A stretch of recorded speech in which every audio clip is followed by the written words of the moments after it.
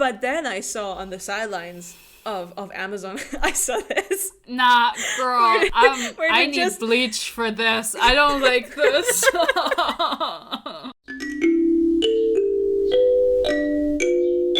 Quack. Welcome to the Little Duck Book Club with duck number 1, Ren, and duck number 2. Anna, and we're back with another tier list. The tier lists are so much fun. Yeah. We decided to do another one. This time a little bit different. We're not reacting to tropes. We are actually looking at book covers because we are also like artistic fiends and people with eyes who have a vision. We have opinions on visuals. This is not news to anyone. Opinions.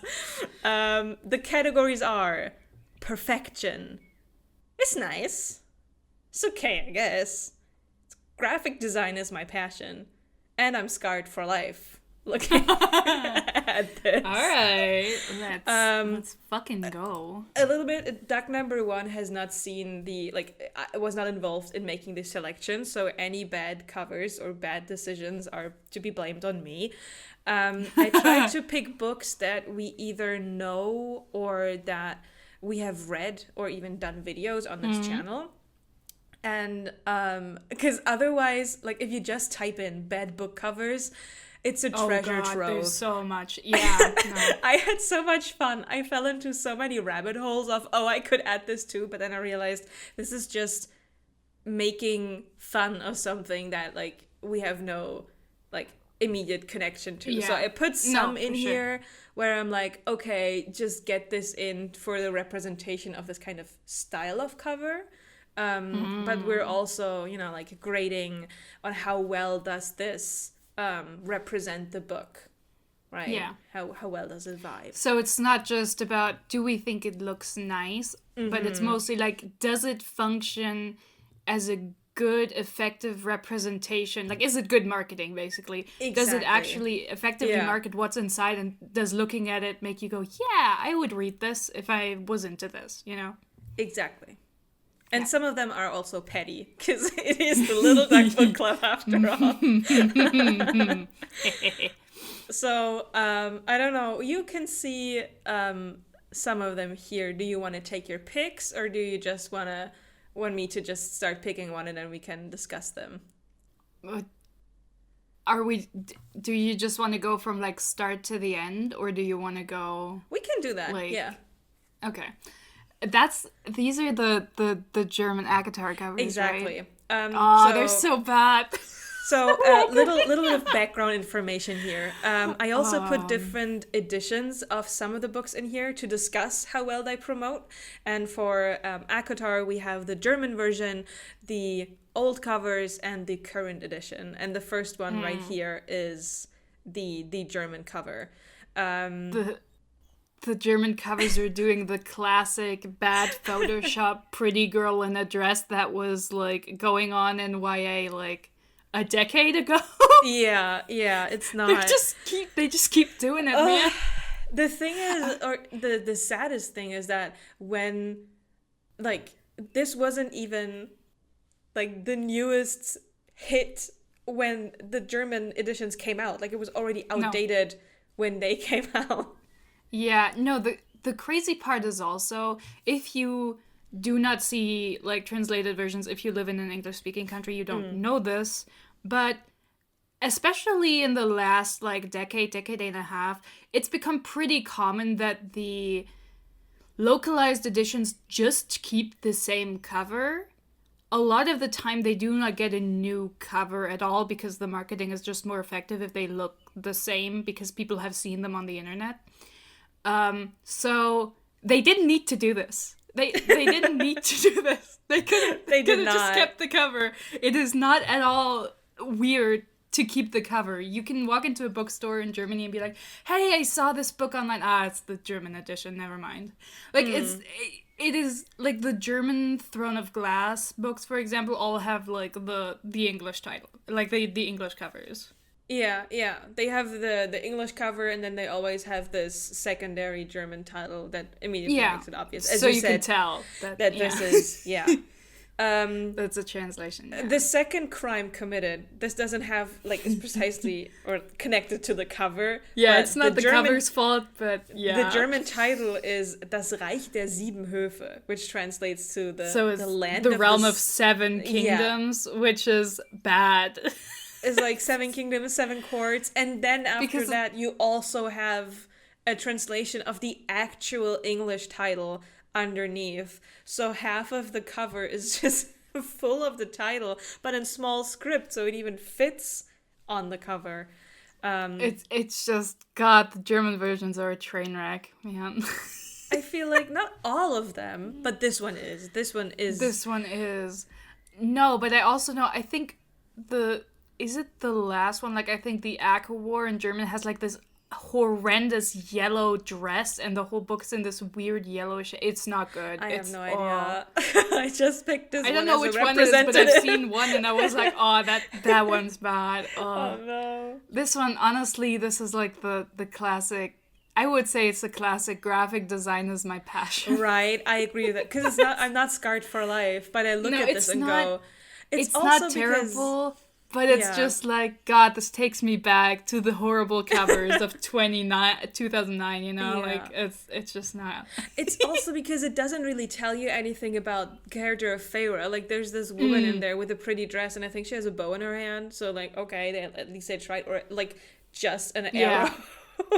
But it is funny because it's inaccurate even on, like, the dress front. Because for the most part, Feyre doesn't wear dresses. And when she does, it's, like, the skimpy under the mountain dresses. So it's like... It is, yeah.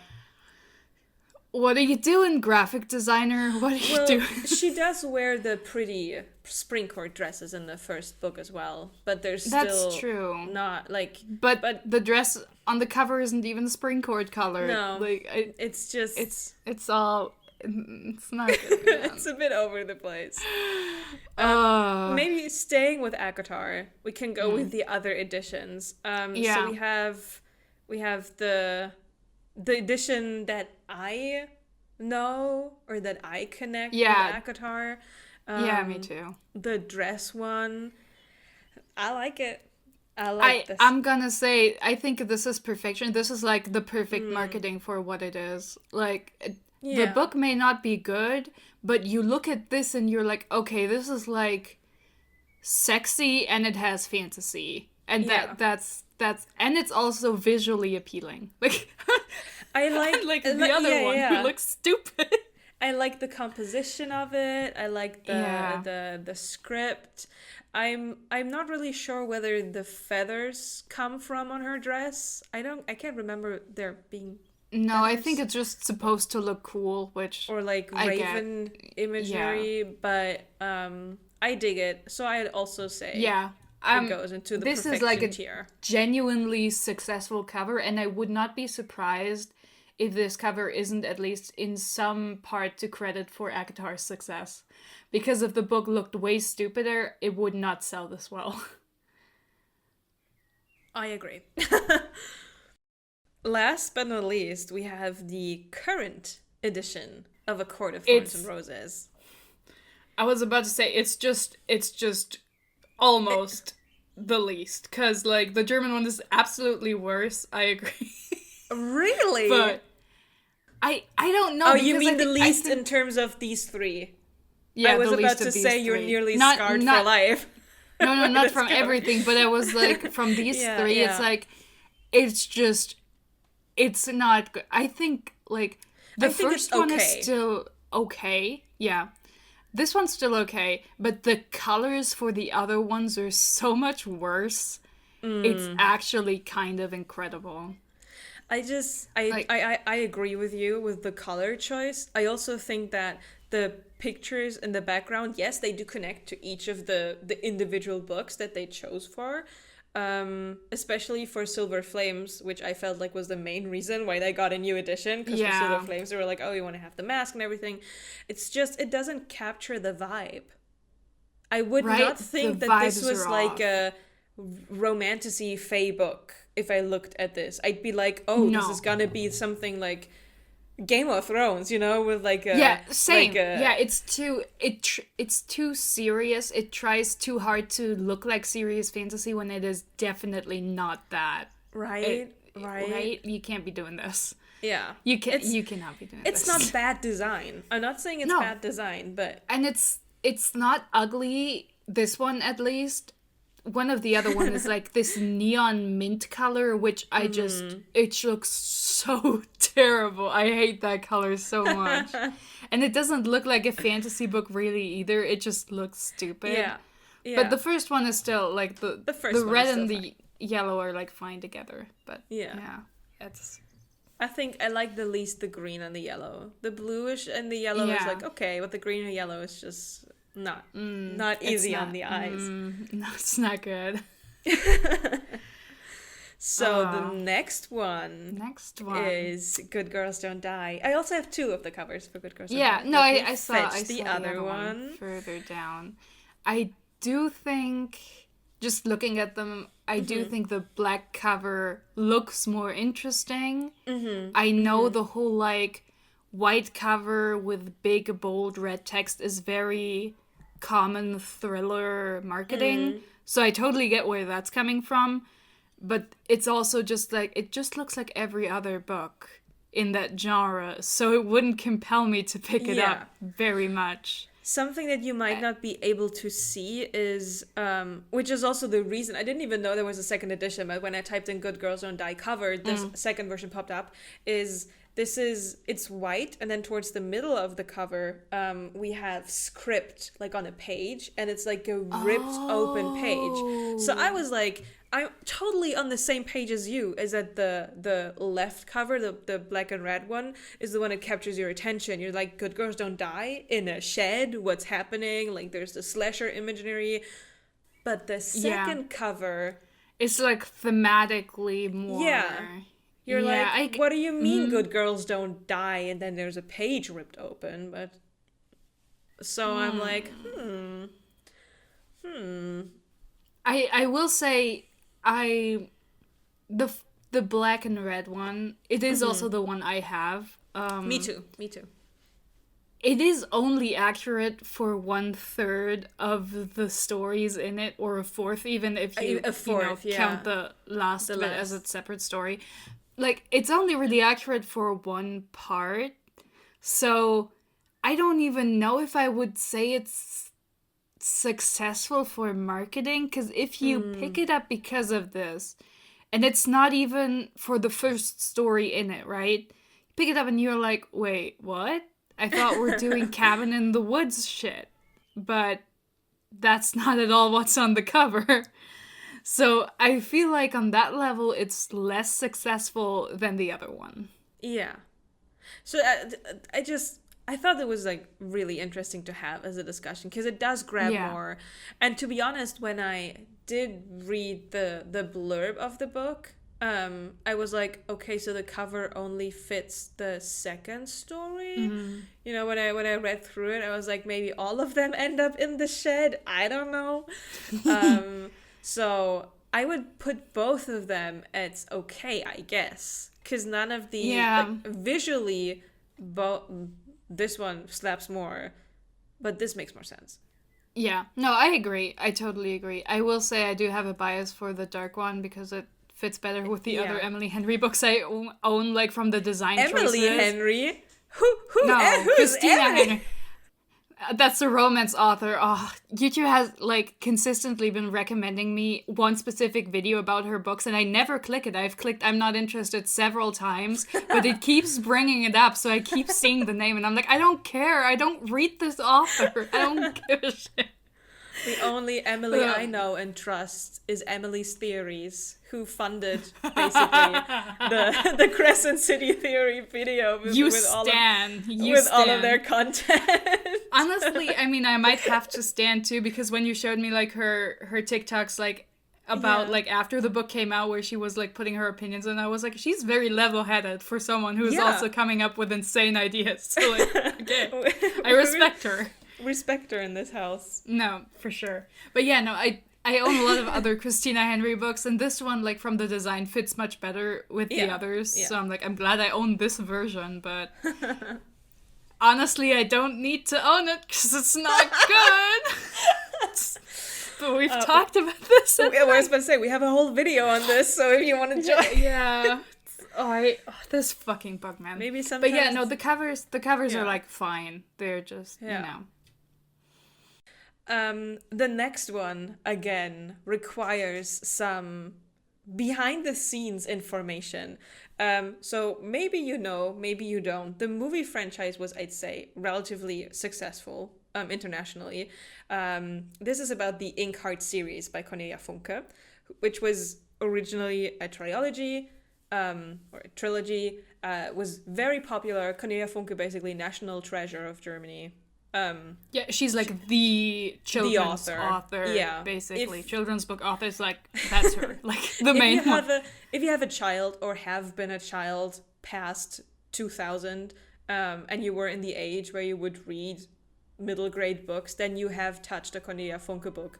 Yeah, because she also has the range. Yeah. You know?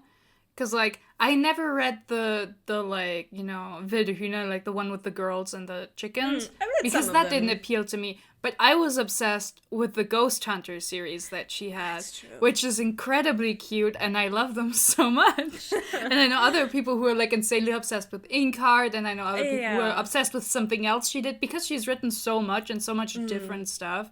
It's just, like, she's everywhere. If you're looking for, like, a good children's book in German, it's like, yeah, just take a Cornelia Funke book, man. By her. There's some... And it's also nice because she often illustrated her own books because she's also an illustrator, so that was also always, like, a little bonus because she's like these little things everywhere. That's just something that's very close to heart. Like, you feel the care that goes into her books. And it's just like, if you were a German child, you would probably in some way have an opinion on Cornelia Funke. You have read something from her. Yeah. Probably even if not by yourself, maybe even in school. Yeah. Even if you were not a book kid, you do know of her. Well, after years and years, there was a fourth Inkheart book. In German, it's called Die Farbe der Rache. I think the English title is literally The Color of Revenge or Vengeance, something like that. That's really funny. And they decided to have a new edition for all of the books with this fourth book. And when the imprint published on social media the new covers for the first time, there was a huge outcry. If you want to, look at all of them. I didn't want to have all of the covers in here. I only have the cover for Die Farbe der Rache. But basically, the first Inkheart book is just a big T for the Tintenherz. It's the German title. And then the second one has, like, two T's. Two T's. Like, not two T's. It has a T with two... Yeah. Two bodies. Two vertical lines. Yeah. Thank you. I'm so good at describing images. And then on, and you're like, okay, are they going with Roman numerals? Like, what is happening? Until you look at the cover for the fourth book, this one, and it's just... 4. And it's also, like, the weird lines. thing is that, like, I haven't read it, so I don't know. But is it like a direct continuation? Because it feels wrong to market it as the fourth book, because the trilogy is very done.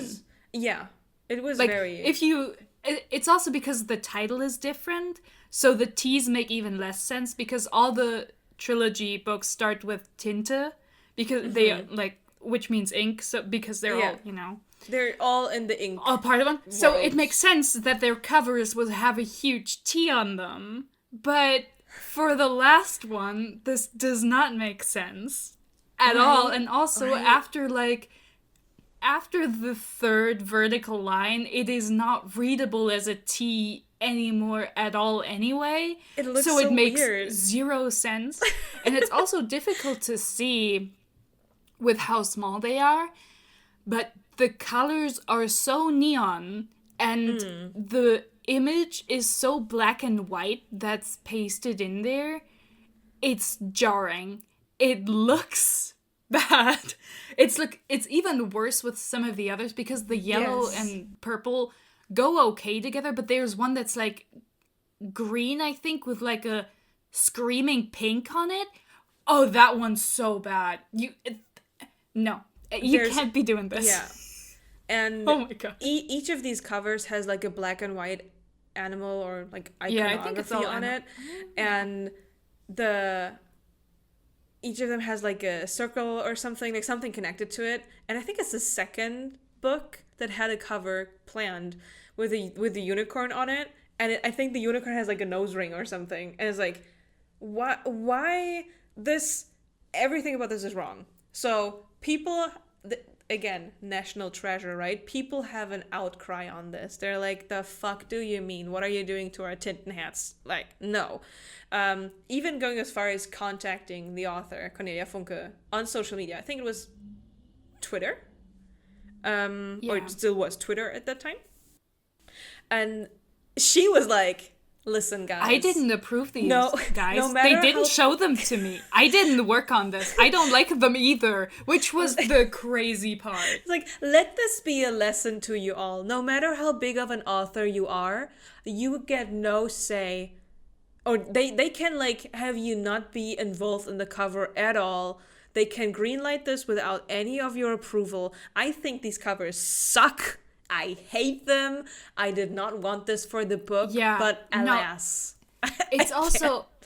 But I mean, the thing is, they were so badly received that they then made a cover for The Color of Revenge in the style of the other books. Yes, I have it here. Which looks fine. The crazy part is also that, like, I understand from, like, an artistic standpoint that it's like, oh, like the contrast of the neon colors and like the black and white, like there is artistic merit to it. Sure, it's not a style I love, but I understand that, especially if you're coming from like a modern design perspective and you're like, well, we want to do something new, right? We don't want to do the same thing again, otherwise we don't need to redesign these covers. But the vibes of these books is so cozy and like old books are very relevant. Like the main character's father restores old books. Book binding is very relevant. These do not at all fit the vibe. Like the fictional world of Tintin Hats, which exists in the books, like there's a fictional book that's of the same title, is also very medieval fantasy. So the neon colors do not. It makes zero sense. It makes no sense at all. The story plays in the early, like, 2000, late 90s. There's nothing modern about, like, it does not, it doesn't like, fit at all. It's so bad. Not everything needs a neon cover. Yeah. I feel like this is one of the takeaways. Looking at A Court of Thorns and Roses, not everything needs a neon cover. This was also around a similar time. Like, the actor covers were also, like, being changed around the same time. And I honestly also kind of feel bad for whoever the graphic designer is who made them. Because it's not their fault. They made these cover, and then someone approved them without asking Cornelia Funke, right? Like, it's not their fault that the covers don't fit. They got, like, a design brief. They did their job. They were probably paid for it specifically because their style is in this direction. Like, this is not an unexpected result. I feel so bad for them. Like, it's not their fault. I love watching videos from one guy, I forgot his name. It's like whenever he comes across my For You page, I'm like, oh, nice to see you again. Who does covers for a publishing house, or like I think 2 or something. Yeah. And he always is like, this is the brief, these are the different covers I made, this is the one they went with, or they didn't go with any of my suggestions at all, this ended up being the final cover. And sometimes I'm like, I understand why they made changes, and sometimes I mourn the cover that he made. Because it's like, or I mourn the good idea, and then he's like, I had to make some changes, and this is the finale. Like, and I'm like, oh. And you're like, I see what happened here. These are so bad. This scarred me for life. Not this specifically, but the green one with the pink. Oh my god, I hate that one. Is that even the one with the unicorn? It is horrid. I hate that one so much. There's one with a bird. The first one as well, like with a small bird, I think. Yeah, the neon colors are so bad. I hate these so much. I cannot express how much I hate these. Yeah, it's not a good cover, and it misses the vibe. It's not. The crazy part is I'm not even one of those kids who's super attached to Tintin hats anyway. Like, I liked it when I read it, but I wasn't, like, reading it over and over. Like, it wasn't, like, my childhood. But I'm still like, this is so wrong. It hurts me. It's not good. I hate it. It's not doing it for you. Yeah. In the same context, I would like to put the revised version up to perfection, because I love the ink hard covers. No, I think the covers are lovely. I think they're perfectly suited. They're like they're just very nice. Like they're just exactly fitting. So it's like, you know. Yeah, it's perfect. That's why. Yeah. Okay, next one. This is I have another one that's kind of like these. This is a stand-in for the cartoon-ish for the romance covers. Contemporary romance stuff. So our examples here are Icebreaker and The Spanish Love Deception. Icebreaker, I know what it's about. I have flipped through the book because I was like, person on TikTok was like, go to the bookstore, flip it open, and I tell you, you will land on a page of smut. I did. Like, it's ridiculous. I was like, I closed the book so fast in the store because I was like, oh my god. You're like, I cannot be reading this in public. Honestly. And The Spanish Love Deception I have because it's a different style of cartoon that people use. If you can like see it properly, Icebreaker is like a proper illustration with line art and everything, and The Spanish Love Deception is a colorful background, and then you don't have line art. It's like it's one of those covers that you could make in Canva in 5 minutes, which I know because I've seen people remake these covers in Canva in like 5 minutes with like some slightly different stock images, but... And then it's like just painting over the image, but without a line art. So it's like just, you can still see the characters, but it's like, it's a bit less like shapely. I think the illustrated covers are nice. I like them. I like illustrated work. I don't think they're perfection, but I think they're like fine. I think they're perfectly suitable for what they are. The other ones I fucking hate. I understand that they seem this one, to the Spanish work. Love Deception one, you hate? Yeah. Okay. I hate these. These look like nothing. These could all be about the same book. These covers tell you basically nothing about the vibe or anything. Like, at least with the illustrated ones, right? Yeah. You could hold Icebreaker up to a Ellie Hazelwood book and be like, okay, this one's obviously about ice skating, and this one's obviously about nerds. And be like, okay, I'm getting different impressions from it. But from the other ones, it's like, there's some random elements typically on it where it's like, oh, here's a cat or here's a telephone or whatever, and I can assume these are relevant to the story, but... you can only assume, Yeah, no, I hate these. I hate this minimalist garbage. I don't like these. Especially because, you can make them in 5 minutes in Canva. I fucking hate these. So like, I agree, understand, like, they're not even bad graphic design, I guess, because visually they do look perfectly fine, but they're just boring. They're nothing. So I hate them so much. So I would say, because I think they're aesthetically pleasing, that these go to okay, I guess. Because... Yeah, I understand. They still look fluffy and happy, and like they're well like positioned. These are not atrocious colors. Like, if you think of the contemporary art covers in general, these are perfectly fine. I just hate them personally. So the Icebreaker, or these kind of cartoons, they give me, for like the same reason where you're like, oh, I hate these. They give me these mobile phone games, the episode ones. You know what I'm talking about? Yeah. These covers give me the strongest episode vibes. I'm about to like wait that the little icon will come up, and then you can either pay for some diamonds or pick the obviously boring option out of the conversation. But I agree that you get the vibe. You don't get the vibe that these are ridiculously smutty, but I feel like that's in general with any romance book covers, unless it's like erotica. You don't unless really... it's like a bodice ripper or whatever. But I would also say that it's also because it varies so much. I can think of like 5 books that have covers like this, and they have extremely varying amounts of smut in them. Yeah. Right? Yeah. Like, it's, if I'm thinking about Bride, like, is Bride horny? Maybe a little bit, but there is not that much sex. Yeah. And like, it has the same style of cover. Yeah. Where I'm also like, it has that style of cover, and it looks obviously like a more Halloween-themed book. Not that it delivers on this, mind you, but yeah, the vibes are different. Whereas I cannot imagine like a minimalist design cover that even vaguely makes me think, oh, this might be,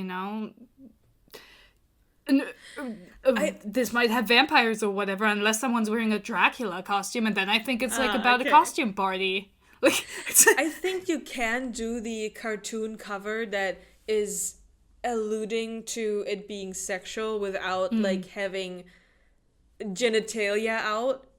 Is possible. Sure. And like the one example that comes to mind actually is the latest Ellie Hazelwood book, the swimmer X something, the sports romance. Yeah, that has like a close-up, right? That's like, it's like a pool setting, and it's a little bit darker. I like the colors of the cover, and it's it's her hand and his hand, and they're kind of very suggestively placed, like not like in a way where you're like, it has like those vaporwave colors. Yeah, exactly. The icebreaker one, I think, unless if I was a parent, right? And I'm like, oh, okay, my 12-year-old wants to read a romance book. Wants to start read romance books. On the back, like the blurb says, oh, it's a hockey romance at college. I'd be like, okay. And then I'd be like, wait, what is happening? That's true. As a representative for cartoon or like drawn covers, I would definitely say it's nice as well. Yeah. It's nice that it's not AI. It's nice that thought went into it. It's nice that you have these artists who sit down and paint these pictures. It's just that they're not always that representative. They're not always particularly yeah, that is true. Of what happens inside. That is true. So, with that being said, we can continue to the next one that I picked because I remember I never got into this series, but I was drawn like a moth to the light to these books by the covers. The covers fuck so hard. Talking about skullduggery pleasant. He's a skeleton with fire in his hand. How could it be any cooler to a 13-year-old? Like, these are perfect. Like, this is perfect marketing, especially for what it is. Like, these are action-heavy urban fantasy for teenagers. There's a talking skeleton in it who throws fire. Literally, what more could you want? I just wanted to include it because I think these are absolutely perfect. Every single skullduggery pleasant cover. Bow down to the artist who makes them. The funny part is, like, the artist is good at drawing skullduggery, like the skeleton man, but he's so bad at drawing women and humans. Like, on some of the covers where, like, humans are on them, and especially Valkyrie is on them, you're like, maybe he should have tried a second time. But, like, especially the first one, these are so good. Maybe that's why they have him. He was like, I can draw you a skull man. I can totally do that. I think also the illustrator is like a friend or acquaintance of the author, so like that's also a thing. So, but I don't know if that happened after they got him to illustrate these or if that was before. I'm not. I don't really keep up with that stuff. With the background, But it's just absolute perfection. No, that's like is such a solid cover, man. If you have it as like this little picture, it's just the colors themselves so beautiful, the contrast, everything. Like the first book, I've tried so hard to get into the series no, because it's of the totally cover. fair. Like everyone has different tastes, and also if you Yeah. read it at the wrong time, like this is I so was too good old, I think. to get into when you're a teenager, because of course, like it's fun, it's actiony, it's a little edgy, you know. And if you're a teenager and you have a teenage protagonist who's like learning about the magical world behind the real Yeah. one, and it's like, oh, I can do magic. Oh, I can almost get killed by a bunch of people because it's actually super dangerous. I'm up for this. But yeah, no, I totally get how it's like for an adult, it's not as, you know, appealing. Yeah. So the next one. Okay, listen. I thought about how much of like self-published stuff I should put into this video because obviously due to budget and just skill restraints or constraints, the quality of cover dips tremendously in Ice Planet Barbarian, in a self-published work. Ice Planet Barbarian being one of these self-published works. I think it has by now been published by a bigger publishing house. It got probably given how much money it makes, it's like it got an overhaul to pick up. It got new covers, which are illustrated, which in my opinion, even though they are about Ice Planet Barbarian, are very beautiful. I have to say That's that. nice. I looked at the covers and I was like, oh, this is really pretty. Like it's the similar Icebreaker vibe, but it's more like an illustration. It's not just taking characters and putting them next to each other. It's like a genuine illustration, which I love. That being said, I do want it to have the Bodice Ripper covers in here. Yeah. And it translates everything perfectly. It takes what happens in the book, what it is about, and delivers. You know exactly what you're getting. Yeah. You know exactly what you're getting, and I kind of love it for it. Yeah. But I also feel like there's like the spectrum in these, because some of these have like either really good Photoshop or even are like painted, and some of these have like the ugliest Photoshop you've ever seen, even in stores, like even traditionally published ones. Some of these look so fucking horrid, it's actually crazy. I mean, we do have the German Beschreibtes, so we know what we're talking about. We know. So I was like, when I looked up, when I was like, oh yeah, I'm gonna put Ice Planet Barbarian in this, I was like very prepared to put this under graphic design as my passion. But honestly, the first book cover kind of slaps. I think it's kind of... I would say I would put it either at okay or it's nice. Like honestly, like it's a successful, fine looking cover. Yeah, you know? No, I respect it. Like it tells you exactly what you can expect, and it doesn't look shit. Like, what more can you ask for, you know? Well, let's look at the duality of man, because the next one is a novella collection of, or like short story collection of Ice Planet Barbarians. And there's another Ice Planet Barbarian book that's like making a baby with the barbarian or carrying the barbarian's baby. And I also already thought that cover was weird because it's like fur and then like a little baby foot sticks out of the fur and it's blue because all of the Ice Planet Barbarians are blue. They didn't even commit to having a pregnant woman on the cover. They were like, no, the pregnancy is done with. Don't worry. But then I saw on the sidelines of Amazon, I saw this. Nah, girl, I need bleach for this. I don't like this. I do not like this. They just took a baby and made it blue. This looks so ass. I'm sorry. I hate this. I fucking hate this. I have never read this series. I was so close to buying the first book, but I didn't. But like, I never. The one with the baby foot, I was like, okay, weird, because this book is about fornication, and you put a baby's foot on the front of the book. But this, I'm scared. No, yeah, it belongs down there. Like honestly, that. Yikes! I don't. No. I just wanted to share that. Thank you for sharing. Oh, no problem.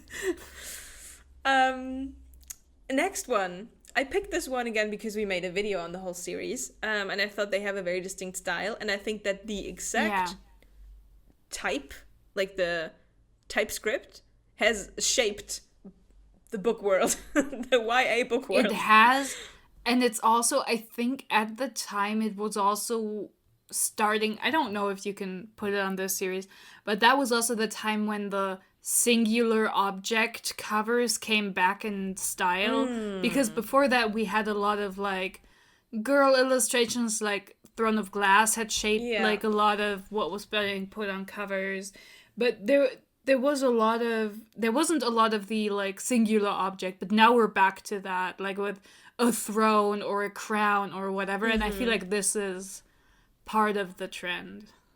Yeah. So where would you... Because, I mean, usually I don't like a white cover, but in the Cruel, like the Folk of the Air books... This one's so good. I really don't mind. I love the overall vibe.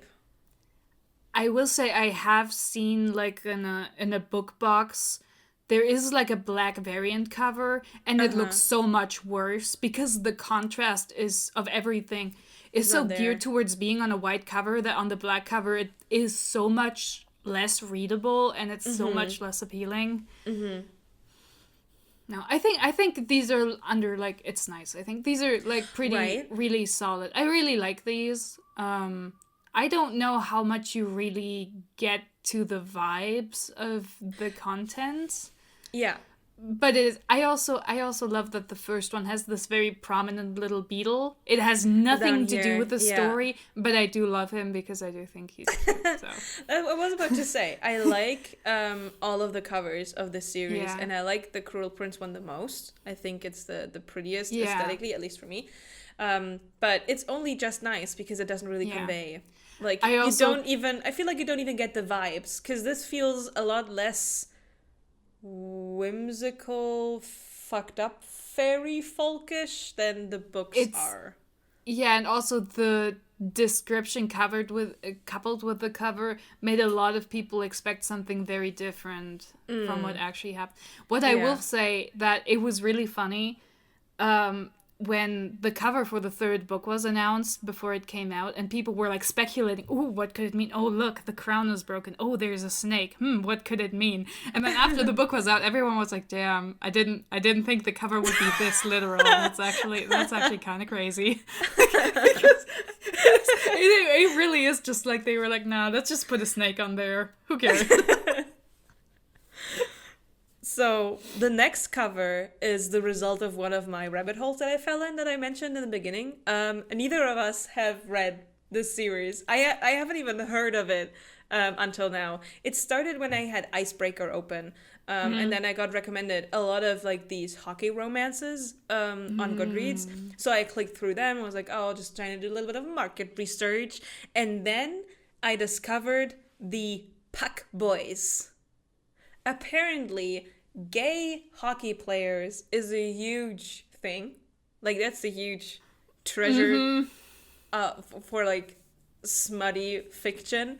And I was taken by the Puck Boys book series. I think there's 9 in total, and I didn't really know which one I wanted to pick, because I was like, oh, this is exciting, because they have all kinds of titles. Yeah. And my favorite one in the end was the Bromantic Puck Boy. And again, I feel like this a little bit more graphic design is my passion, because you can't really see it while it's this small, but the logo is the quality of the logo, just the PNG itself that they put over the photograph of the guy. It doesn't really work that much. The title is orange, right? The cap of the guy is orange, and from the synopsis, Bromantic Puck Boy was my favorite because it read so dumb fanficky that I was like, honestly, now I want to read it. I love that you committed to reading the book descriptions. Of course, incredible. Because it was like shy Puck Boy and like possessive Puck Boy, and then you give me Bromantic Puck Boy. Like, what do you mean? Listen, short synopsis: guy moves to a new city to like because he gets signed there, and then there's the goalie is also a new guy, and then they kind of just stick together, and the new guy that's not the goalie, he's like, oh yeah, everybody is like the media is like pushing our bromance, it's so nice, the new two guys are like hanging out, but actually goalie is keeping me from making mistakes with all the women because apparently he's like a womanizer. A whore. Yes, until the goalie is like, you know what? We're both in a dry spell. I have a solution for that does not involve women. And that's the book. And that's the book. And honestly, oh my God. I am volunteering for this to go into the graphic design as my passion. No, yeah. Even though I do respect the color matching of the title and the cap, but now I'm stuck. Like, now I'm like, what are the Puck Boys doing? What's happening in the Puck Boy universe? Girl, they're fucking in the locker room. What kind of question is this? Like, what? Obviously? Like, what? I know, but like, when I read it, I was like, oh, that's why they're called the romantic Puck Boy. Anyways, this is my queer diversity contribution it's not to good the if you're indie both publishing. thinking about women while you fuck. As long as you say no homo, you're fine. Nothing gay about helping out your best dude. Like, I don't care. Anyways, it's just a victim of me clicking on stuff and Goodreads. But this is like the representative for sexy hot man on cover, with script or title that doesn't really match the overall vibe or like quality of it. Yeah, it's very, very common in the romance sphere, I feel like. Yeah. Okay, I have calmed down. That was so exciting. The next one is a book that we have read, The Long Way to a Small Angry Planet. I did want to add this because I had like small beef with the original cover, and then I saw, oh, this also has like variant cover versions. Yeah. So we have two. We have the one that... Yes. I was about to say, I do love that the German version also has a different cover, but it looks almost the same as the second English cover. But they decided inexplicably, now we're going to use a different stock image for this. Don't worry about it. But it's basically the same concept. Like, I think they like changed the colors a bit as well in like some other versions. There is like all of the newer editions from all of the books from his series are like the second one, where you have like a silhouette of a person and then you have a beautiful night sky, or like galaxy or something. So in that way, I get it. It captures the yearning for space and the somewhat philosophical questions that are started in the book. But the vibes? Nah. I don't think either of these covers is that good for the book, quite frankly.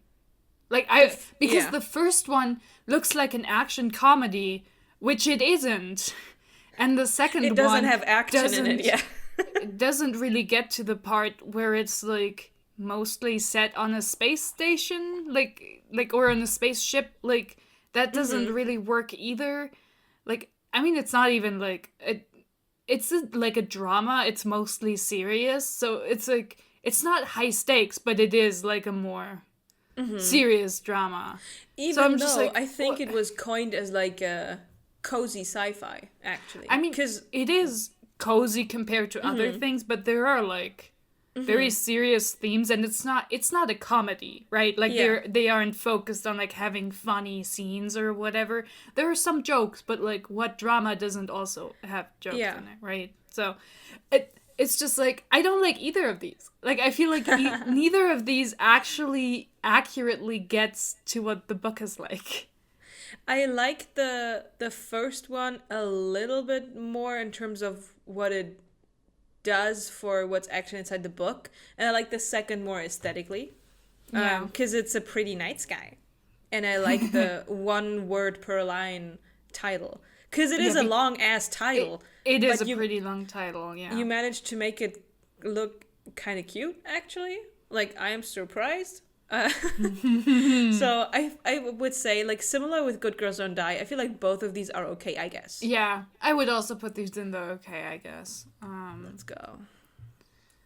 Yeah. Okay. I put the next one in because after we were done with our, I don't even know how many hours we talked about this book in the episode. I already forgot. Yeah. We were so done, and then we were like, wait, we didn't even look or talk about the cover.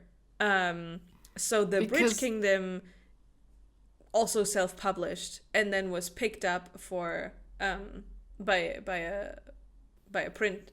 Yeah. And then it got new covers. All of the Bridge Kingdom books got new covers. The thing that, if you have not seen the Bridge Kingdom cover in full size, you cannot appreciate how shit it looks.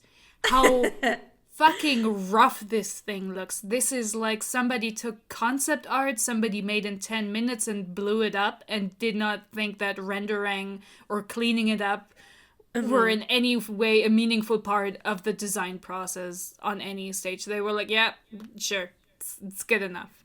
Like, from afar it looks fine, but from close up, ooh, baby girl, it's rough, man. It's bad. The thing is, I feel like this style works very well for sci-fi, actually, because the loose concept art, like photo bashing sort of style looks super cool if you have a sci-fi thing. There is, however, this is not that. If you remember how it looks in Big, it doesn't look like somebody set out to do a rough painting. It looks unfinished. Like, because if you would work this roughly, you would typically use very opaque brushes, but this one has so many translucent brushes that go everywhere, that have like overlaps that look bad. There is like artifacting in it. It's not good. It does not look like a loose style. It looks like somebody half-assed this. I also have to say, additionally to that, it doesn't capture the vibe of the book for me. Not at all. It's so blue. Again, what is with the blue? It's so blue. It's like, this does not read... Because there's water. Yeah, but it doesn't read Caribbean to me. It's the wrong kind of blue. And also, honestly, like this is also why while reading it, I did not get the Caribbean vibes at all. Only afterwards, when you mentioned it, I was like, oh, that does make kind of sense. I had the black and white, like... e-reader version, right? Yeah. So I didn't even see the cover in color. I was like, okay, and then I clicked past it because I didn't, So it's like, why? I truly do not get this cover. I don't think that the silhouette of the man we see here matches his description. I think the guy doesn't look broad enough, and like, Khal Drogo vibes are kind of missing. He's not a hulking piece of man meat with zero brain. This is true. He looks like this looks like an early concept sketch, not just in quality, but also in, like, context, I guess. Yeah. It's bad. So I don't know whether to put this... I'm not scarred for life. No, I'm putting this in the graphic design as my passion. Quite frankly, this is... So... imagine my surprise when I see the updated new edition versions, which I don't know if you have seen it before. I have. We've looked at it together and then concluded, we can see looked at it together? This was made with AI. This is not a case of, it looks like AI, because these were the kind of images used to train the model. Nuh-uh. This looks like AI.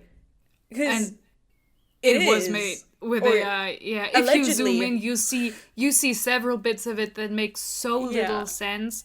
And the level of rendering and like effort that would have gone into the whole thing if it was made by a real person would have easily all that would have been corrected on like the line art or like the cleanup stage. Like none these things would not appear in like there are lines that go nowhere. There's a bunch of nonsensical shit.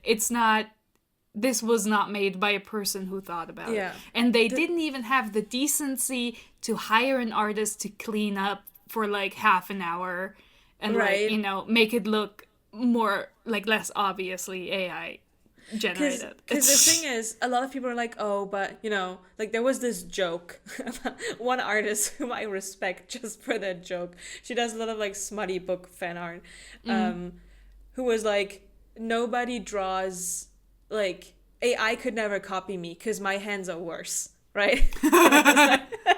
I was like, oh, that is really funny. Honestly, I respect it, yeah. And then she would always share, like, work in progress and just her hand, always with the AI joke. She was like, this is proof that I drew this because nobody could be this bad at it. But actually, as you said, for this level of rendering, no artist would this wouldn't happen. These weird lines. You wouldn't get this far with the rendering and be like, oh yeah, sure, I'll have this like pedal or like this fold that goes nowhere and makes no sense. Like, you would notice, because it, like, rendering takes quite a while. So you look at your work and you go, wait, this isn't, why did I draw this? This makes no sense. What the fuck, man? Like, sometimes you have something in the background or one weird area where you're like, nobody will notice if I focus more on another part. Like, they will not see if the detail is put in somewhere else. But then those are usually like rough and like they look like no one paid attention to them. They don't look like they've been rendered with the same attention as everything else. Yeah, but make no sense. It's like you're not trying to point people's eyes to the mistakes or the I can't be asked to change this part of your picture. So I'm honestly don't know if I'm not scarred for life in a way, but I'm scarred for life in a way where I'm like, I cannot believe that for a like traditional publishing debut of a very successful series that, might I add, I think the covers for the other books look perfectly fine, that they went on and said, oh yeah, this is a good idea. I can't believe they didn't spend the money. Like, even just the money to have a professional go over the AI-generated image and clean it up, because that is way faster and easier than making something from scratch. Like, you can work with this. You can have someone come in and be like, okay, yeah, I'm fixing all the symmetries that didn't work out. Oh, I'm cleaning up these lines so they don't go nowhere. Like, this is not hard work, and it doesn't take forever. It doesn't, like, you can pay hundreds, if not thousands, for like a professional book cover because you need commercial rights for it. But to have somebody, even like an in-house graphic designer, come in for like an hour or how long it takes, because it only takes that much, pay them like their hourly rate or whatever to clean this up and be done with it, that they didn't even do that is crazy. Like, it's actually like, okay, you can do it for cheaper, fine, but at least make an effort. Like, I'd be so mad if I were the author. Like, that'd be so offensive. Like, obviously, somebody went in and did the cover design and the typesetting and everything. Yeah. And they maybe also, like, I don't think that this image went completely unedited, right? Stuff was added to it, but not in the areas where it matters to be noticeable. Yeah. Again, like, I feel so bad for the author. It's like, damn.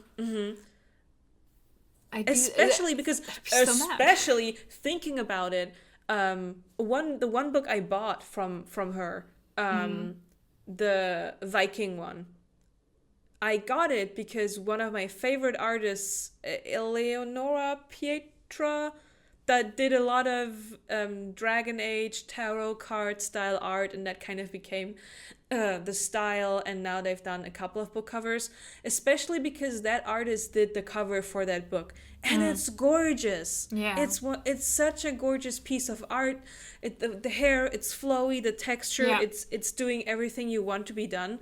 So for this author to be again, sometimes, as we saw with the ink art one, as an author you don't really have, like, you can make suggestions, but you don't really have the, you know. So to have, on the one hand, a book with a beautiful cover done by an amazing artist, and then you have this, and then you have somebody just slap AI on your shit, like, I don't know how I feel about that. Like, even if you don't dislike AI work, I would still feel cheated just because it means that the company didn't bother to spend the money to have an illustrator do it, even though they could have. Even though they know it's guaranteed to sell well because you've already proven that it sells well. Like, that's just so rude. That is so rude, incomprehensible. Like, I know. just well, no, yeah. going on to prettier matters, in my opinion. Yes. We have a memory called Empire cover, which I adore. I love honestly everything about it. I think this cover is so good. Right? Like, I looking at your face, I thought you were gonna say, I disagree. I was gearing up for you to suddenly, like, in a split second, I was like, what do you mean? No, my face was just looking at this because I was thinking about a desolation called P. Background information. Because Okay. the gold leaf was coming off both of our books, for me on the Yeah. spine and for you on the cover. And so it turned into, instead of a desolation called peace, a desolation called P, as in the vegetable, which is just, like, incredible. At least, you know, mine, for me, A Memory Called Empire was less worse in the gold lettering going off than Oh, yeah, A Desolation for me Called too. Peace, for both of us. So, for me, the memory started to fade, and the empire. So it was like, oh, memory and empire are fading. For you, the whole piece was fading, right? For me, it's just the P is left, nothing else. Just the P. For me, because I apparently had sweaty hands when I read this book, I don't know, nearly every, like, the whole piece is nearly gone. For me, this book is just a desolation cold. It's like, the piece is gone. All For you, have... the book is just like, hey, we've got desolation on the phone, they call. Want to have some depression on the side with that, you know? So, but the design, absolutely beautiful. I like the cover for A Memory Called Empire more than A Desolation Called Peace. Simply Same. because we have the sunburst throne on this one, and it's such a strong image. And it's, I think for me, it was one of the least easy to parse, like, visually scenes in the book. I was like, okay, the throne is there. Wait, there's a platform that flies up. Wait, what the fuck? The throne looks... I was so happy to have the cover, because I was like, this is what the throne looks like. It's beautiful. The light coming in. Ugh. Yeah, I'm also still upsetty spaghetti that the Desolation Called Peace, the planet doesn't have the right number of rings around it. Which is still upsetting to me personally, even though it doesn't matter at all. Like, it's not really relevant. But I was just like, man, that's not right. That's not right. Wait, this is not correct. So yeah, the Memory Called Empire cover to me is perfection. It includes everything that you need. No, it's really good. It's obviously like a serious book. Like, you see how big the title is. You know, you can tell it's sci-fi. You can tell there's like court intrigue because you have the throne and people standing in front of the throne, and the shadow and the light coming in. You know, the person. The art quality is so high, and the colors are so evocative, and it's so good. It's just really good. Okay, just wanted to get a good one in. I mean, you say this as if the next ones are not also all good. Yes. No, it was more like, you know, we just talked about the Witch Kingdom. And I keep looking at the blue babies. Honestly, the blue baby is pretty scarring. I am looking away, I do not see it. I don't like this. We need to censor the blue baby. I don't want to see it. I was like, oh, I definitely want to have my Vicious cover in here. And then I remembered, oh, you have a different Vicious cover. Yeah. And then I Googled Vicious cover, and I saw it as a 3rd edition. I don't know how many editions this book has had, honestly. I mean, my edition is pretty old. I don't even know if you can still get this. Or if the other editions have replaced it now. Because I did get it 10 years ago, so... So just for context, I'm just putting this in right now. This is the edition this is we're the talking oldest. about. Yeah, this is the one. Yeah. Let me put all 3 up here so everybody can see them at the same time. Okay. We can sort them later. I like all of them. I think they're all strong designs. Yes. But I will say aesthetically I like mine the least. You can't see it as much in here because it's small, but in big you can see that the one I have with the figures on it, they're just photos that are edited to be high contrast. They're not illustrations. Oh. So I don't love that because you get like some weird like detailing and texture, and I just feel like it doesn't look as nice as the other ones. I feel like the other ones are cleaner and prettier. Yes. So I would say I like the superhero vibes. Yeah. X-Men First Class vibes you get from that cover, but I agree. I think it's okay, I guess. Yeah. It's not fair. I think the next one is the strongest one. This one. I feel like I really aesthetically like the red one, but I feel like it is a lot less evocative of what the story is like than the second one. So I have the second one. When I saw this one, I was like, "Ooh, that's also really cool," because it's like the shadow basically of and Victor, it's full of and bones. he's like behind the eye of Vicious, and I was like, "Ooh, that's kind of nice." So yeah, it's nice, but I would put this one to perfection because what you can't see here, and this was something that I thought was very curious when I picked up the book. I mean, it was recommended to me by Doctor Number One, but I didn't know shit about it. Is that it's actually blacked out. There are words behind the blacked out parts that you can see, especially if the blackout is not like a marker one, but one of the bones that are hidden inside of the cover. And then you read the words and you're like, or you're trying to read them like, why are these fucking words blacked out like this?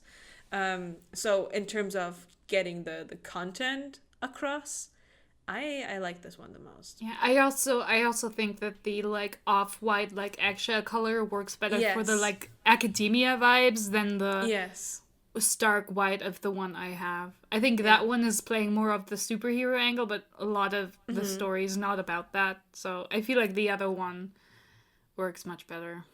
I would say the red one is the most engaging one, and it gets you to look, and it's like is an eye catcher. But in terms of translation of what happens inside the book, I think totally not biased. I like this one the most. Yeah, no, but with the red one, I feel about it the same way I feel about the Grisha trilogy, like new covers.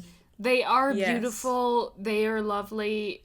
I low-key wish I had them, but I have the old ones. And I'm like, I think the old ones are stronger covers because they're better at giving you the vibes of what the story's about, but the other ones do look much better. They're way prettier. So I think the red one is prettier, but I think it's less effective at conveying the story accurately. I agree. Next one. Crescent City. This is the first City. One from Earth and Blood, which is also my favorite out of the three covers. If you know the Crescent City covers, the first one is like red, and you have like a pillar in the background, and there's lots of like little imagery where you're like, oh, what could that mean? And then you have this, and it's a woman. And you're like, okay, this is probably Bryce, our main character. Then you have the second one, which you're like, okay, this is obviously Hunt, our male love interest, because it's a dude. I think there's even a wing. Again, a little bit of imagery. And then you have the third one that's like, okay, stop it with the details. This is taking it too far. This is all over the place, and I'm confused. But honestly, this first one, I actually think is nice. I will say, I think when Crescent City was announced, after Akabor came out, I think, or was it after the novella came out? I don't remember. But like when it was announced, and I saw the cover, I was like, wow, this is like the nicest cover Sarah J. Maas has gotten so far. Right. Like just from an artistic standpoint, it's like legitimately beautiful. It has like very detailed, like the line work is like delicate. It's beautiful.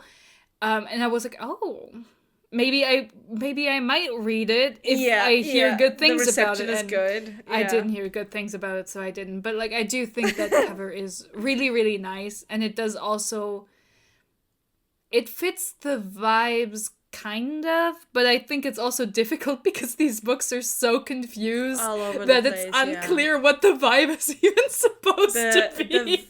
The vibe is whimsical, detailed, and all over the place, and you can see that especially in the cover for the last book.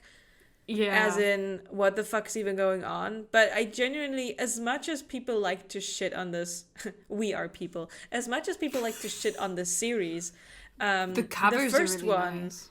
is really nice in the cover. And I'm gonna honestly, say the first book is also the best book out of all of the three of them. So I will say, I think as pieces of art, all three covers look really nice. Like I don't have any like ill will towards the third cover. I was not busy having people theorize about the details. I think it's like it looks very pretty. It doesn't convey as much. I do feel like the ones with less detail are stronger at getting a point across, but like it does look nice. Like I think one thing that bothered me about the third one as well was the first and the second one, they have like white, and the third one doesn't, because there the whole pillar is golden, so it would be a weird contrast. So I think it has a darker background. I would also be bothered by that. I don't remember it well enough. I just remember seeing it and being like, no, this is nice. This is not too bad. Yeah. No, yeah, true. It's dark because also the whole figure is like this gold. I remember now, yeah. Okay. It's not as nice as the others. So the next one that I have is Serpent and Dove. And I'm like, listen, Serpent and Dove, and the next cover that you guys can't see, the next one is From Blood and Ash. I feel like they fall into the same kind of vibe of romantasy covers. Just a little bit, like just slightly different vibes. We have Serpent and Dove, which is like Serpent and Dove is like modern. I don't remember if they're all done by the same person. I think they all look the same. There was the trend because these are all 3D assets arranged and then like, you know, colored in to make the cover, but they're like made by a 3D artist. And I have seen other books, I think I even own one that I think is made by the same artist.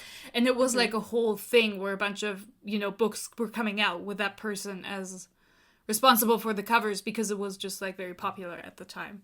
They were like, oh yeah, these are selling, we need to get this guy too. And that's why a lot of them have like this 3D vibe with this like high detail and then like high contrast between the 3D elements, so you can read at all what's going on that image. I will say I do like the art of it. I do not like, or do not even closely remotely think that it captures the vibes. Like, not at all. I think as a cover alone, if you just have the cover and the description, you're like, oh yeah, this could be like a real good dark fantasy, like serious book with like, you know, a bit of like a toxic relationship that's like extremely dramatic, but like it's serious because like it's so dark and like understated in like the color choices. And then you read it and it's like for toddlers. And you're like, like, I don't want to be harsh because it's not bad graphic design. No, like, I think this is just okay. I wouldn't put it in it's okay, honestly, because I don't feel like it translates the vibe properly. I don't want to disrespect the graphic design because it is pretty. True. Yeah. But I do not connect. It's on the wrong book. Yeah. Yeah, so this is actually graphic design is that person's passion. They are very, very good at designing the graphic. Like, I mean, look at the serpent, like, forming it's the really ampersand, like, between the serpent and... It's just... It is... all the covers look really nice. From the series. We did put A Court of Thorns and Roses up here as well. So I think we can... Okay. Let's put it up. It's allowed and okay. It's allowed. It's okay. We'll allow it. We will. From Blood and Ash. From Blood and Ash, I would say. And I know you're gonna try and fight me on it. But I think it's nice. I think it captures the essence I don't of think the I'm book gonna fight with perfectly. you on it. I think it reads exactly like what it is. Yeah, right? I don't... it's... The vibe fits. The vibe fits, and while it has the same, like... oh, we just have some sort of elements kind of slapped on here. The colors of the leaves or whatever that is fit well. We have the arrow and and they're all dagger? thematically relevant. So I'm you know what? No, I think it's fine. Credit it looks where like a credit romance is book. due. Yeah. I think that's solid. The next one, a classic, actually. A classic. I haven't read it, but You haven't? nah. Wow, I'm not surprised. a vampire. I'm not a vampire true. person. You're not a vampire person. I forgot. Yeah. It's like it's the exception to the rule. Would be Astarion, but otherwise I'm not really interested in vampires that much. You're into Astarion because he's an elf and not because he's a vampire. White-haired sassy elf, yeah. Yeah. Repressed is also very important. Yeah. I blame everything on Fenris and Dragon Age 2. Anyways. I actually think this cover is top tier. I think it's actually... Thank you so much. This is actually so good. I think all the Twilight covers are really, really, really good. Like, from a design perspective, like, you don't have to like the books, but they're so fucking good. I also think the latest one with the pomegranate. That one's also good. Like the one from Edwards. Oh, yeah, such a good cover. The strong contrast, like, it's all just really good. Like, black, white, and red are just like a chef's kiss color combination. I mean, you can see it, right? There's a lot of that combination just in the covers that I picked right now, but it's effective. And also, just like, you can see it even in the tiny version. It's so readable. You know exactly what is happening on the. It's so good. Like, legitimately, these are so good.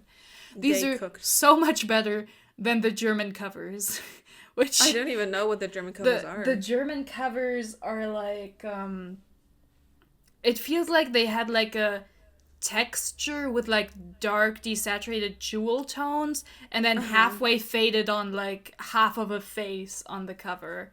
They do not look particularly good. I mean, I can see if I find one of mine and show you after, but they're not even nearly as nice. I didn't know that the English ones were this much better when I got, like, at the time when I read them, but when I saw them later, I was like, damn, we were fucking robbed, man. Like, it's unfair. That's kind of sad. Yeah. Well, I don't have much to say otherwise than that I also think it slaps. I think it's iconic. Yeah, no, these are fucking iconic. Like, they're so good. So the next one is Sunrise on the Reaping. It's the fifth book. It's the Haymitch book, right? The Haymitch book. I have no beef with Suzanne Collins. I like this series. Oh yeah, no, you do. I have only heard good things about this book, actually. This cover looks so I have silly. not heard bad things. That being said, the cover, I don't. Okay. I don't know whether it's graphic design is my passion or whether it's even scarring me for life. But the thing is, I don't know whether it's like a piece of jewelry, because the other covers, right? The first Hunger Games cover has like the Mockingjay pin trinket she gets, the Mockingjay. Yeah, exactly. So I don't know whether there's like a diadem, a bracelet. I thought it was a harp. So I have no idea what's going on here. I don't know if this is relevant. I'm not reading these. I don't care about sequels or prequels. Like, when I heard that there was a Haymitch book coming out, I was just like, lol, Lamau even. Like, it's not, I don't care. But, like, this looks so fucking silly. Like, even the, like, songbirds and rattlesnakes? No. Songbirds and snakes. Just snakes. It's just snakes. Okay. Songbirds and rattlesnakes. I don't know. They're making music together. You know, percussions and singing. But, like, even that looked better than whatever the fuck this is. Yeah. This almost... Like, if I don't know... Like, if we take out the title and just look at the image, I'm like, this could also, just from afar, be like a Percy Jackson fanfic. Like, image that somebody made. Like, with the harp, with... It's, I think what fucks me up the most is also the shape. Like, if it was supposed to be a bracelet inside of... Again, I don't know what it's supposed to be, and I feel bad for judging it, but also aesthetically it's just not pleasing to me. But also, if you can't tell what it is, it's bad design. Right? Like, it... And it's like, if this was a piece of jewelry or something in world, then this is a bad visualization of that, because it looks the dumb snake, as fuck. Who would wear this? The snake looks so weird. You would expect for like a circular piece to just be like an Ouroboros kind of snake head that just continues, and then you'd get into trouble with designing a bird beak that doesn't look weird and out of place to have it on the other side. Right? But it just looks weird. It just looks weird. So I dumb. don't like it. I remember so fucking dumb. I remember when we were at the Frankfurt Book Fair last year, that they revealed the German cover of The Sunrise on the Reaping, and I thought that is the most boring cover ever blessed my eyes for like this big of a book that it is. Yeah. But this is worse. This is worse. I agree. I'll take like boring over stupid any day. Oh man. Okay. So let's continue. Let's continue. I got Throne of Glass. We have the old edition. I was just like the white background with the blonde Selena up there. And then these covers are at fault for me at first thinking Selena had like white gold, like white, like silver like Targaryen hair. Yeah, because I was like, oh, because it's white, but it's not. She has like normal blonde hair. She has blonde golden hair. Yeah, no, it's I know. but I remember thinking that, and then I was like, oh, okay, they're just black and white. Oh, I get it now. Yeah. So I am torn on these, because I do not like the old covers. I know you love them. I don't like them. Love is a strong word. I just think they're iconic. Like, even if like the art isn't that good, but I'm like, you look at these and you like, yeah, it's like sexy girl who fights. Like, this is girl boss. Like, you know what you're getting. Like, you cannot tell me you're looking at the original Throne of Glass covers. I mean, not original. There's other ones before those, but these covers, and like it's obvious what this is. Like, right? I think I would put them under It's Nice, because I don't think they're as good as the other covers.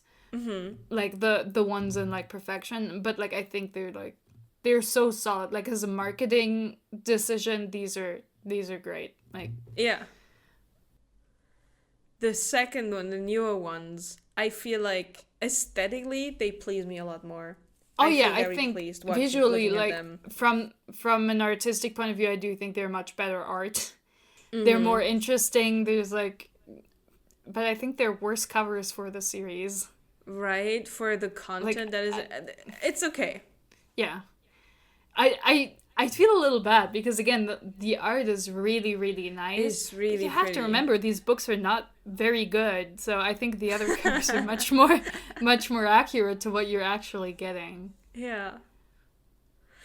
So the next one, we shall not say her name 3 times out loud, otherwise, hence we will summon her to our comment section. If you are German, I beg of you to look up Jane S. Wanda, the author, the publisher, the mind behind this book series called Very Bad Kings.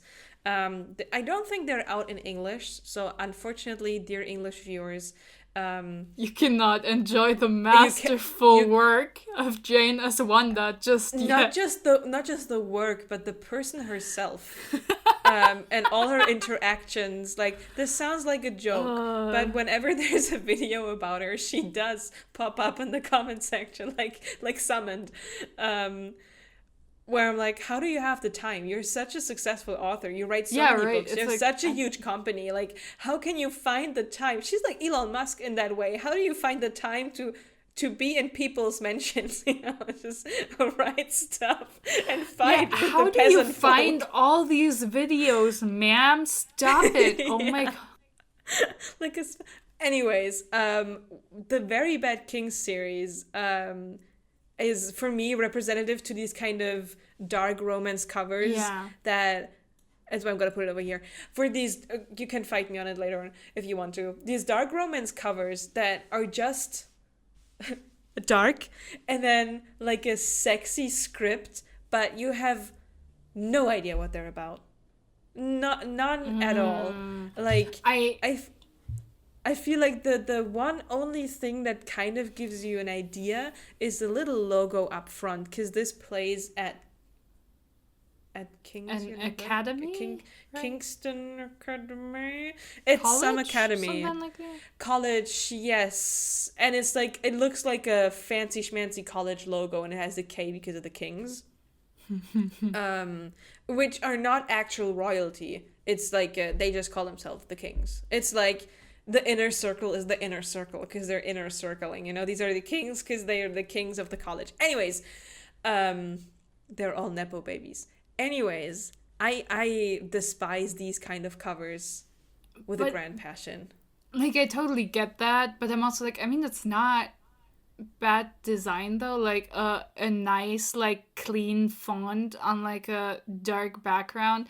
It is like, it's not very informative. I totally agree. Like, these all look very similar, but like design wise, I don't think it's bad. But I would say it's it is. But I would say it's very bad. I'm still not over the very bad socks, quite frankly. Oh, the very bad liars. No, but I do think, like, I think these covers are, like, I think just, like, from a design standpoint, this is fine, but I do think they look like placeholder covers for something other more involved when the book is like finalized. This looks like the placeholder cover you have everywhere where it's like, oh, pre-order this book, it's like a nice comp. It looks perfectly fine. Like you get some of the vibes, but no one has like put together a finished proper cover yet. That's like more work. Like, you know what I mean? So like, I don't think they're bad. I just feel like they feel kind of unfinished in a way where it's like, there's something missing. Like, it's not like I want like a bad Photoshop of a sexy guy or like abs in the background, which is on a lot of these kinds of books, or was on a lot of these like 10 years ago or whatever. But I would say it's like it's missing something. Like, it feels incomplete to me the way these are done. They feel very lazy. They feel lazier than the Canva ones. Like, the thing is, like, I mean, we have them both up there. It looks like the From Blood and Ash cover without the background elements. Like, it was like the comp that just has the right font on it. But they haven't decided yet on what else to put in the background for the vibes.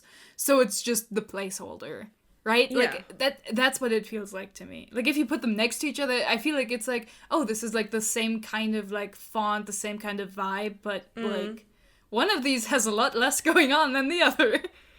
And the thing is, there is a pattern in the background, but as far as I know from the first book at least, it doesn't really...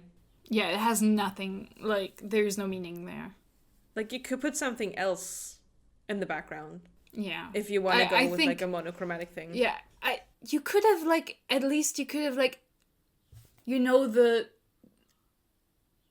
Like, like... The entrance to the college, like, you could have like brass doors or like something like that looks like, oh, you're entering a college, where you don't just have the logo, but you have like the doors or the gates or something. I feel like that could work. And then you could have like, there's like ivy on the gates, or you can see like some blood or whatever you want for like your dark vibes. But I mean, I don't even know how dark this is. I just know it's like... I mean, yeah, those are the vibes, I guess. I don't know whether they have a school uniform, but I do know that the Kings like to dress very nice. Like kind of Yeah. in the like proper Yeah. stuff. So if you want to go with the dark romance vibes of it, you could also have like the typical like where you only see the what's it pronounced, like the lapel, the lapel, the thing lapel. in the suit that looks Yeah. pretty, you know, and then you'd be like, And oh, they could all oh. have like a different thing in like their breast pocket, or they could have like a boutonniere Yeah. or something. Like something. It just feels Something. unfinished to me. Like it's Yes. not bad by itself, but it's not Yeah. done. So do you want to put it to okay, I guess? No, we can leave it on graphic design as my Okay. passion. I think it's fine. Okay. So the next one, the first time I saw it, I laughed, but it also scarred me for life. We're talking about Nightbane. This is not graphic design as my The passion. tiny This skull is takes me out every time. this is listen. Then I looked at them again because I was like, oh, do I want to include the Lightlark cover or Skyshade? And I think Lightlark, the cover, is beautiful. I would have put it to it's nice. Yeah, Because the I colors agree. vibe, you have a heart, there's flowers coming out of it, and maybe the quality of the flowers and the heart, like the photo is like, kind of doesn't fit that well. But no, doesn't matter in that total, much. the vibes are right. Yes. This though. Nightbane cover. Oh my god. This cover's so funny. It The looks random smoke skull. I love the stupid weird crown that makes no sense. Incredible. It's too big for the skull. It looks like the skull is like has like what's it called, hydrocephalus, where like the poor babies are like born with like a head like that's like too expanded or something. Yeah, no, it's not. It just looks deformed. It's not good. And it makes you wonder why they did that. This, like, they expected this book to sell well after Lightlark did so incredibly. Yeah. Who did this? And who approved it? It's crazy.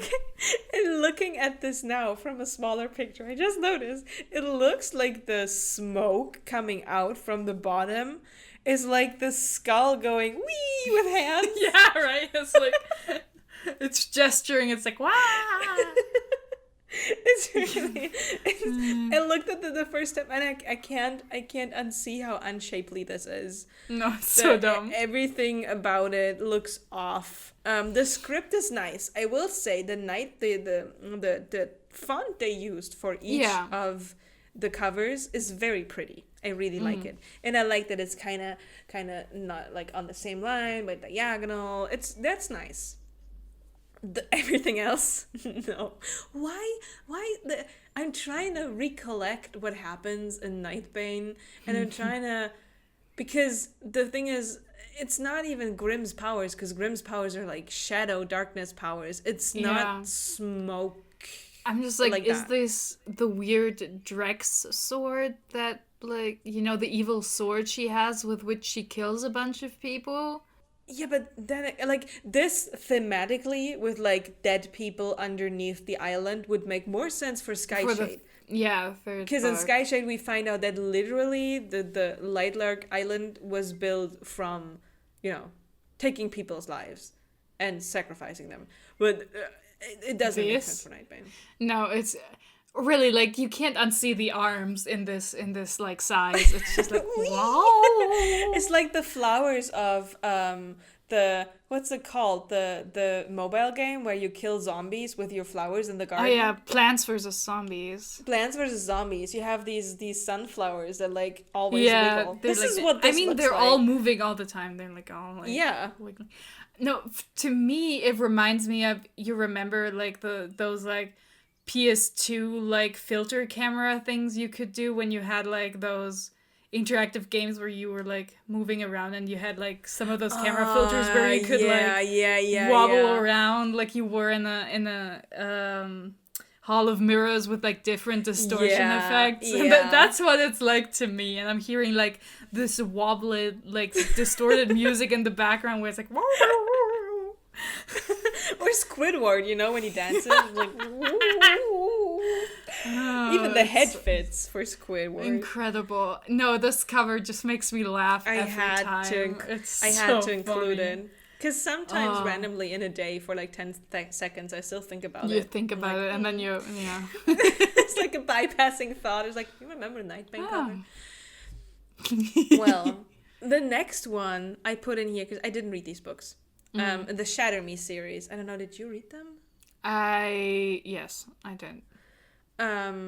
Wait, was that the one with the girl that's stuck in like a prison room for the first book? Yes. Oh, with the Aaron Warner guy? Yes. The covers... I love that these are the bits you remember. I'm like, yeah, she's in prison, and then she meets her enemies, two lovers, love interests. Very good. These are the important bits. Nothing else matters. Had a bad father or something. Oh, yeah. He has an evil These covers...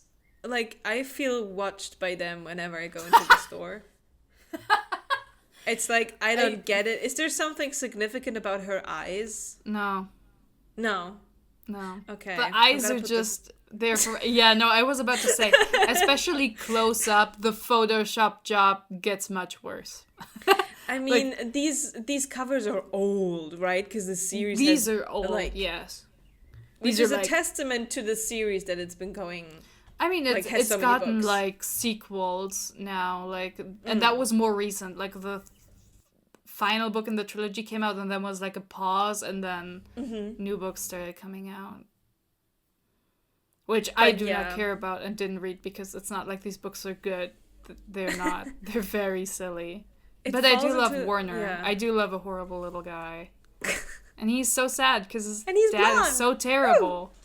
Which is unusual for me. I'm not... You are the blonde boy fan. I do like the dark hair and dark eyes, but... It happens, you know. That is how it goes. But yeah, these covers, especially because I was always so weirded out by how they edited the lashes to be something else, which is a cool concept if you think about it, but I was weirded out ever since. The funny bit is also that, like... There's nothing particularly about eyes in this series. Like, her power works over touching people skin to skin.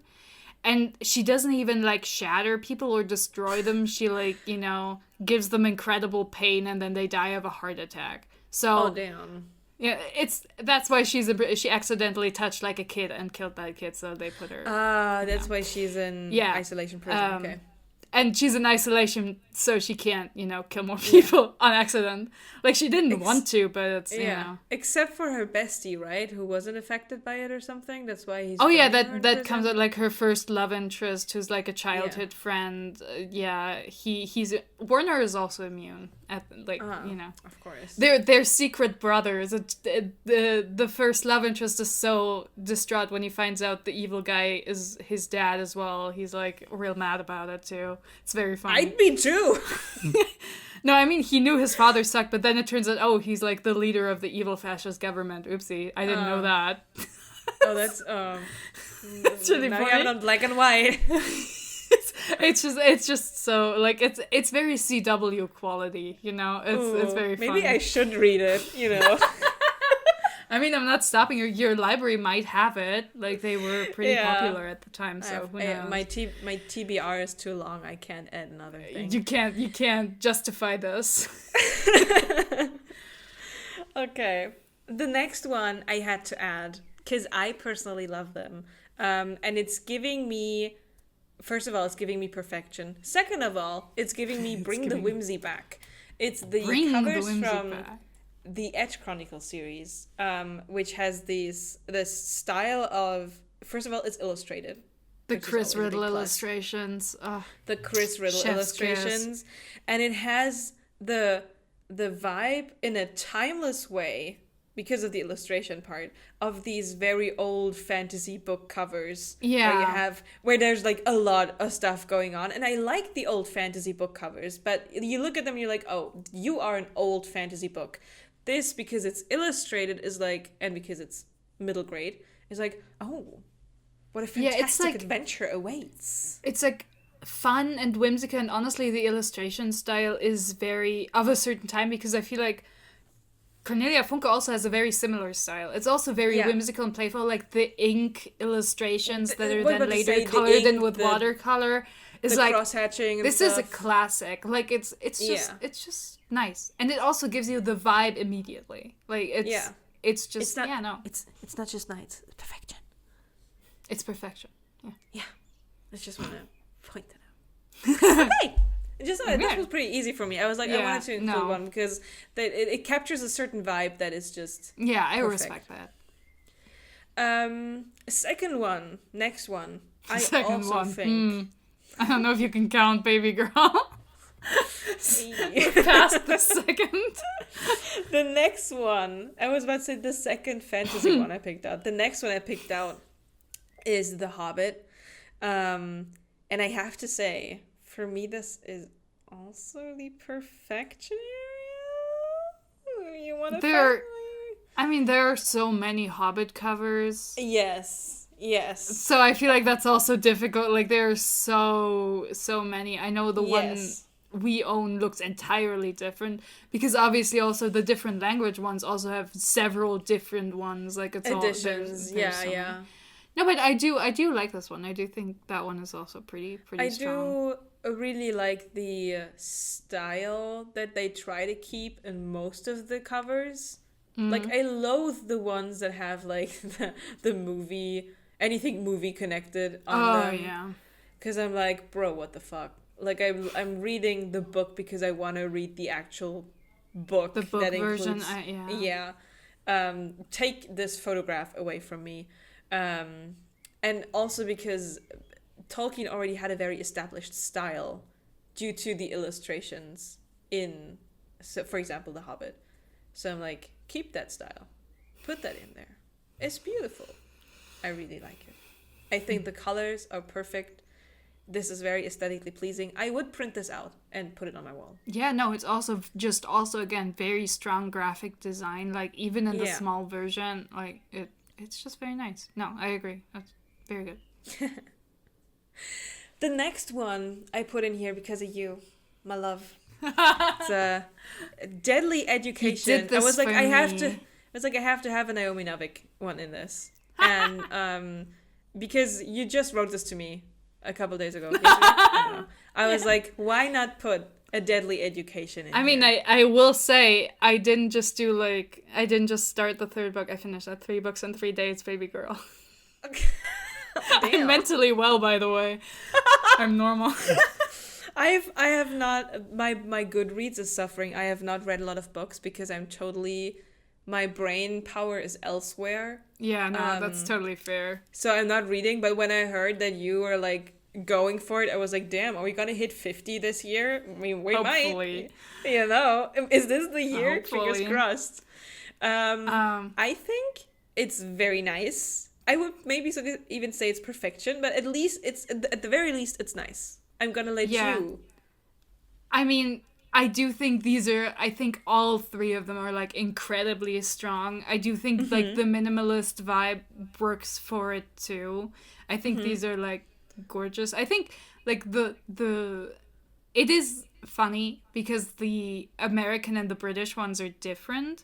Like the American ones are the ones with like the golden border, and for example the last book, which is called The Golden Enclaves, is like all in gold in the American version with like black on it, but in the British version it's black with like gold on it to fit with the other ones. But like no, I do really like them. I don't think I would put them under perfection because I mean I also don't know how I would do them differently, and I do think they get like the vibe across. It's like, okay, yeah, we're doing a magic school, and it's probably kind of depressing there because this doesn't look very, like, fun and colorful. But, like, you know, but, like, minimalist covers don't, you know, communicate that much. So, you know, it is what it is. I feel like they can be very powerful, but for books that fit the super minimalist vibe. Yeah. You know. I mean, I would also say these are YA books, so I feel like it's also unusual for them to be this minimalist. Yes. Like, these stick out. And I love how well they all go together. I think that's what makes me the happiest. Like, they're just so solidly done. Like, it's just nice to see good work, you know? There was a concept for all, was it 3 of them? Yeah. and the concept was carried out, and the concept was done It's amazingly executed incredibly well. I think they're really nice. I think they're not quite on perfection level, but I think they are like legitimately really good. Also, I love gold on like a dark background. I'm a simple bitch, you know.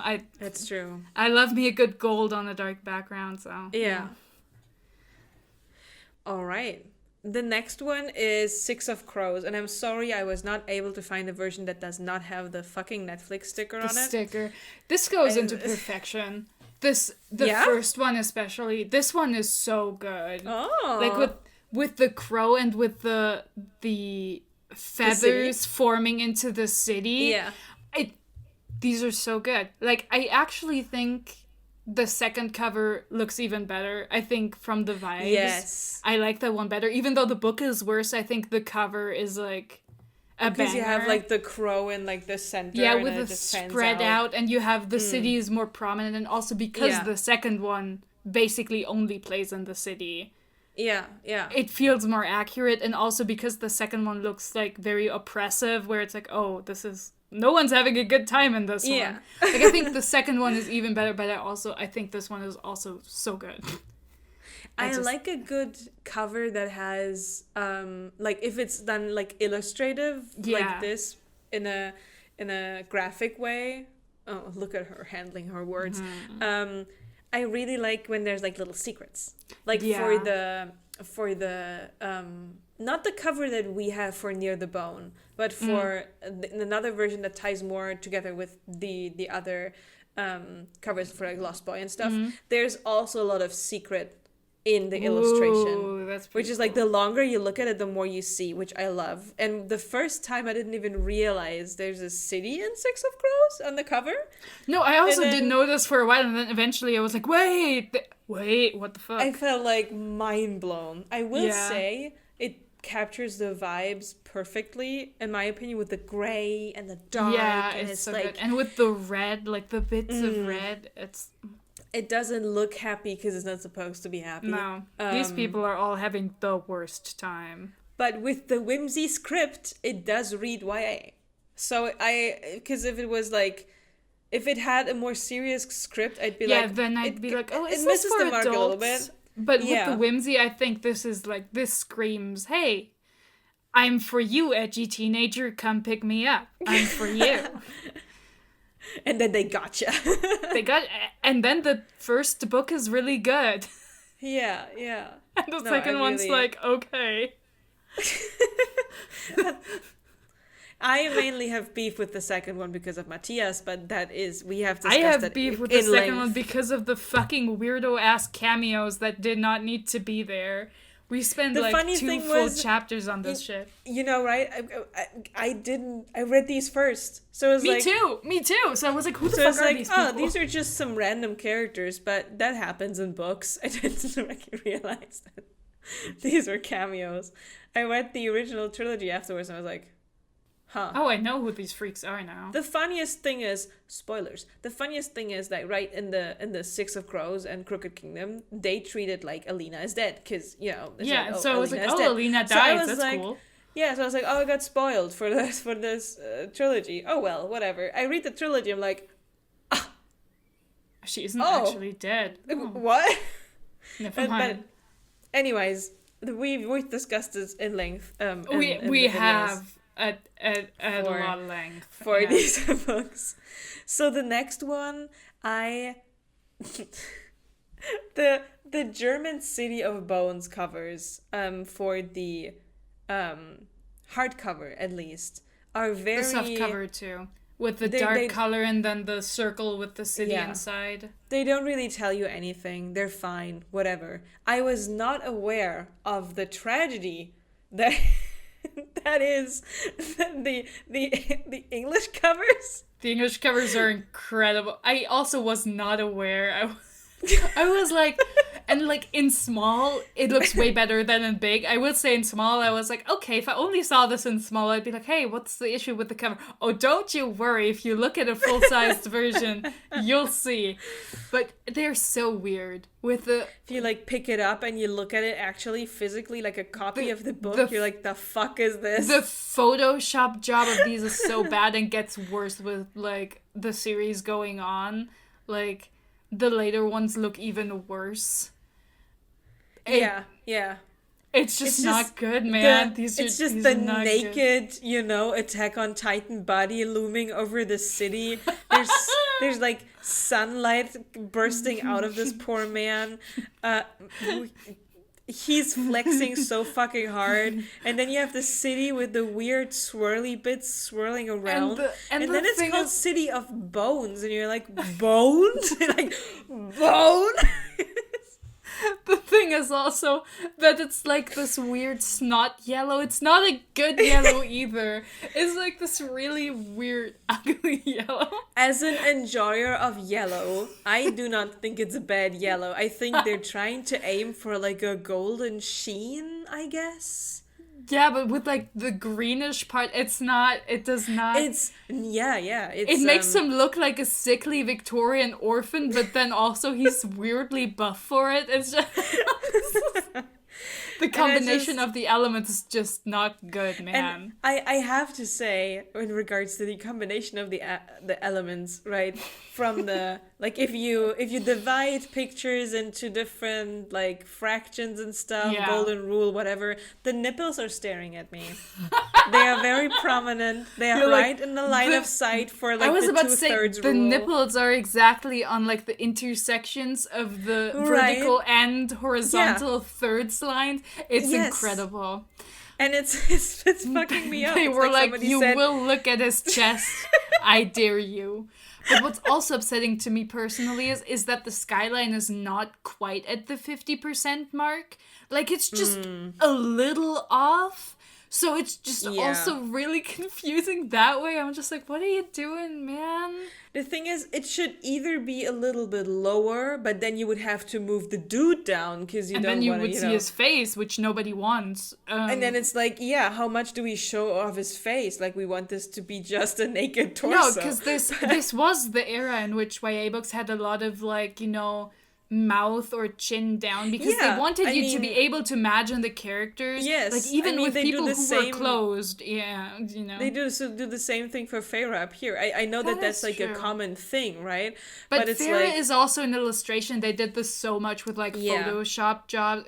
Incredible. Now this is iconic, but in a bad way. Like, the way the ACOTAR cover is like, iconic in a good way, this is iconic in a bad way. You would recognize it if you've seen it before, but it's like, man, for the wrong reasons. There's the new covers that are illustrated, and that when you, like, put them on the shelf, the spines make up an image. And I know that a couple of people were, like, very not happy with these covers. But thinking back to this, I really like the illustrated ones. I mean, like the vibe. When I saw this, I was like, you know what? I think this is a point where the German covers won. They may seem a little boring, but at least they're not this. I was like, no, I like jewel tones and like, random city skylines. Let's go. Yeah, at least there are no random men's tits over my skyline, That's fine. I guess we assume that this is Jace, right? Yeah, I think. But, The implication, I feel, is very strong, but it gets funnier because later on they have more characters, but it gets much harder to figure out who it is because there's one that's supposed to be Clary, but her hair is neither the right shade of red nor curly, so you're just like, who is this? It's just some girl. Yeah. No. But it's ridiculous. It's hilarious. Okay, last two. We're down to a little challenge for you. Guess. I'm gonna put this up here so people can see it. Guess when this book was published. Guess recently. Like really? I would say like 2023 because I know like the love interest is like Rysand on steroids. So you know the book. Okay. Yeah, I know. It does not look like it was real. No, Right? I know about the contents of the book. So I'm like, I know it's a TikTok like popular You thing. know. When I first saw this cover, because again in small you Yeah. can't see, but this is not an illustration. This is a photo. This is a stock photo. I was like, when was The this? flashbacks were coming in. You were like, I don't remember when this came out. Let me look it up. And then you're like, wait, what? Yeah, I was like, is this from 2010 or what? When did this happen? And then I see that it got published last year. 2024. The fuck? Crazy.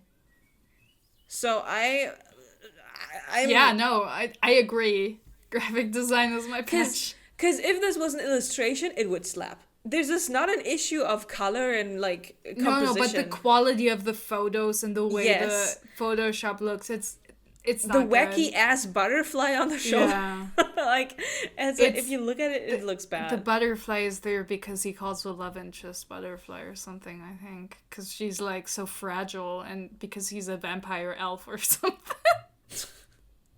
Doesn't the guy from Blood and Ash keeps calling her something with melon? No, honey. Watermelon, honey. No, watermelon sugar is the song. Honeydew. Doesn't he call her like a weird fruit? Does he call her a fruit? I don't know. I think in one of these books, the guy completely, like, constantly was like, you taste like something whenever he was, doing the carnal tango. You mean when he was eating her out? You can say this. But I want to be fun with words. I don't remember, but I don't think it was watermelon. I'll be so real with you. It's not watermelon. I would remember or was it in Bridge Kingdom? I don't remember, but it was somewhere. But yeah, it's imagine they would put, where they would put the fruit. It's like, it's also... okay. And last but not least, because I felt like this cover was sort of like it started something in the publishing world, is Red Queen. Yeah. I think, I mean, I haven't read the book. You have to tell me how much it applies to the I would put it on okay, I guess, because if you look at this cover, yes, what genre do you think? I would assume it's fantasy. It's sci-fi, like high fantasy. Yeah, it's sci-fi with fantastical elements, but it is the vibes are sci-fi. The vibes are dystopian.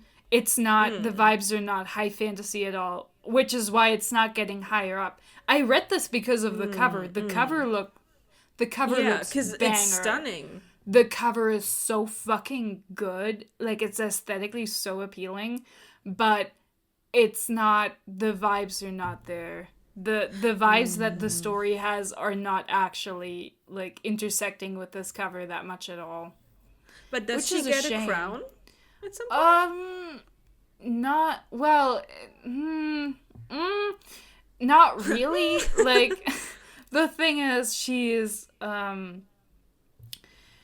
there are people with powers who, all have, like, silver blood, so they're the ruling class. But she's normal. She has red blood, like, humans. But then she turns out to have powers, so they pretend she's also, like, one of them, because they're like, oh no, no one can find out the plebs can have powers. Yeah. And she gets engaged to, like, the second prince, but she's also in love with the first prince who she meets, like, earlier. Oh. So she's not really getting any crown at any point in the book, especially at the end where she, like, there's a whole, like, coup happening. She gets put in prison, then she runs away. There's a lot of stuff going on.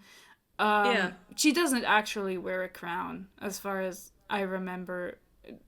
not really, but like the vibes, like it's fine. Like even with a coup happening that has nothing to do with her, that's fine. Like a bleeding crown that works, but the vibes are not right. The vibes are very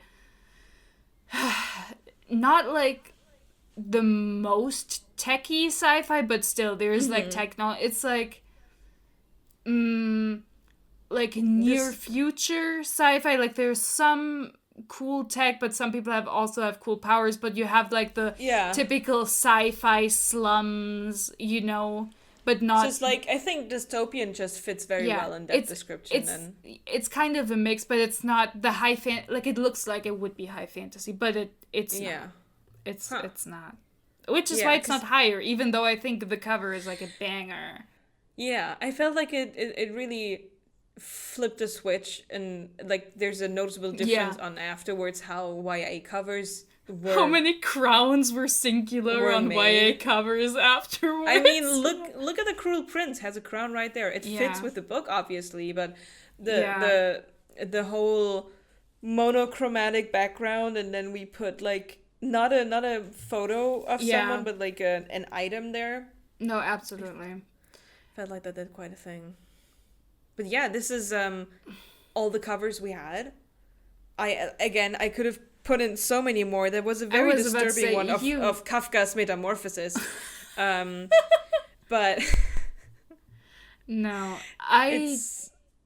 I'm glad you picked so many nice covers, because at least then I don't have to look at a lot of like disturbing bad imagery. I just that felt baby is enough. That baby is enough. Mean going for the self-published stuff. No, that is true. Because it's like, this is not like a major publishing house completely missing the ball we're talking about. This is a singular person. Do think we're missing one of those like romance ones that are like oil paintings, like those ones, like the classic ones. I was thinking about putting like a Bridgerton in there, like a typical historical fiction photograph of a mansion with a pretty woman in front, or like a duke. They're pretty standard, I'd say. Yeah. But no, that's a solid arrangement. Right. If you guys are still listening, I would love if you guys have either covers that you loathe or that you love, and just write the title of the books in the comments. Yeah. Because if you have a gem in there, I'd love to see it. Yeah, no, covers you feel very strongly about. Yeah, strong emotions. Good, bad, it doesn't matter. But good, please. Bad, weird, confused, either. Like, they're all good. As long as they're strong, they're good. As long as there's a lot to feel, that's all that matters. Okay. Well, unless you have anything else to say. No, I just thought of a stupid joke. Rich just it's not even good. Give it to us. No, because I was like, the bigger the feelings, and I was like, yeah, we know bigger is better. Continuing from our last episode, the bad genitalia jokes keep persisting, just like the horrors do. Thank you so much to listening, and we'll see you in the next one. Bye-bye. Goodbye.